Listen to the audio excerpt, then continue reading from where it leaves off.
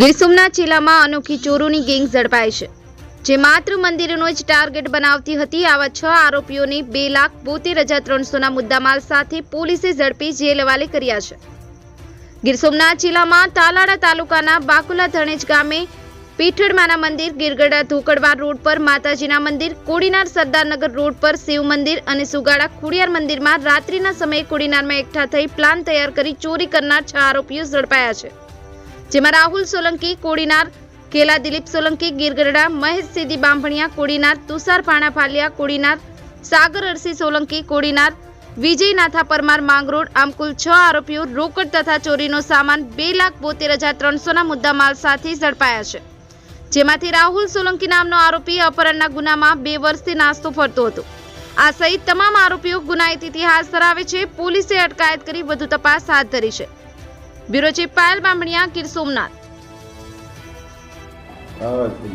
ગીર સોમનાથ જિલ્લા પોલીસ વડા શ્રી મનોહરસિંહ જાડેજા સાહેબના હોય જે ગીર સોમનાથ જિલ્લામાં જે મંદિર ચોરીઓ પાસ્ટમાં થયેલી છે અને જે અનડિટેક રહેલ છે એને ડિટેક્ટ કરવા માટે એમણે સ્થાનિક એલસીબી અને પોલીસ સ્ટેશનને પણ સૂચના આપેલી, જે અનુસંધાને સ્થાનિક લોકલ ક્રાઇમ બ્રાન્ચના જે અધિકારી છે પીઆઈ શ્રી જાડેજા સાહેબ અને પીએસઆઈ વોરા પોતાના જે ટીમના માણસો છે એ બધાને સૂચના અને બ્રીફ કરી બધાને આ ચોરીઓ ડિટેક્ટ કરવા માટે સૂચના આપી અને એ અનુસંધાને સ્થાનિક એલસીબીના અધિકારીશ્રીઓને માહિતી મળી કે આ જે મંદિર ચોરીમાં જે આરોપીઓ સંકળાયેલા છે તેઓ કોડીનાર વિસ્તારમાં એક જગ્યાએ ભેગા થયેલ છે, જે અનુસંધાને પોલીસે માહિતી અને ટેકનિકલ સર્વેલન્સ અને હ્યુમન ઇન્ટેલિજન્સના આધારે માહિતી લઈ અને એ જગ્યાએ પહોંચી અને તમામ 6 આરોપીઓને પોલીસે રાઉન્ડ અપ કર્યા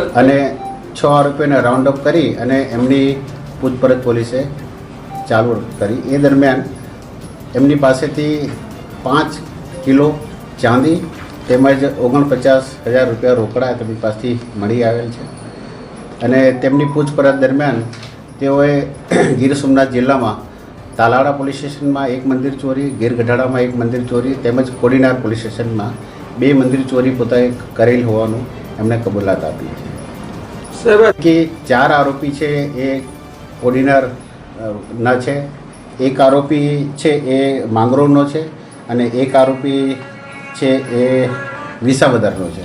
દરેકના નામ 6 આરોપી પૈકી એક છે રાહુલ જીજાભાઈ બચુભાઈ સોલંકી, એ પોતે કોડીનારના છે અને એ 363-366 અપહરણના કેસમાં છેલ્લા 2 વર્ષથી નાસ્તા ફરતા હતા, જેની પણ પોલીસે ધરપકડ કરી છે।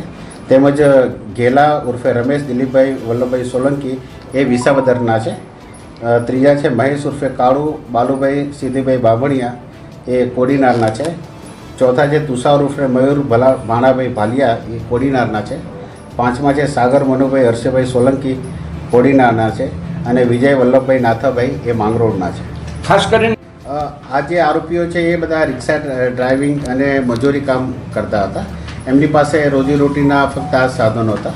તેમજ આ આરોપીઓ પૈકી જે રાહુલ જીજાભાઈ બચુભાઈ સોલંકી છે, ઘેલાભાઈ ઉર્ફે રમેશભાઈ દિલીપભાઈ સોલંકી, મહેશ ઉર્ફે કાળુ અને તુષાર, આ લોકો વિરુદ્ધમાં અગાઉ પણ ઘરફોડ ચોરીના ઘણા બધા ગુના જિલ્લામાં તેમજ જિલ્લા બહાર નોંધાયેલા છે। એટલે આ લોકો એક ગેંગ તરીકે પોતે બધા ભેગા થઈ અને કામ કરતા અને જે પણ ચોરીમાં મુદ્દામાલ મળે એ બધા એનો ભાગ પાડીને પોતાનું ગુજરાન ચલાવતા। પણ સર ખાસ કે એ લોકો મોડી રાત્રે જે અવાવરું જગ્યાએ મંદિરો હોય એને ટાર્ગેટ કરી અને પોતે ત્યાં જાય અને પોતાની ઓળખ ન છતી થાય એ રીતે પોતાના બુકાની બાંધી અને પછી ત્યાં જે પણ દાનપેટી કે મંદિરનું હોય એ તોડી અને એ લોકો એ રીતે એની ચોરી કરતા। ખાસ કરીને ત્યાં એમણે ચોરી કરી છે અને એનો પણ મુદ્દામાલ પોલીસે રિકવર કર્યો છે। લાઈક કરો, શેર કરો, સબસ્ક્રાઇબ કરો i7 ન્યૂઝ ગુજરાતી।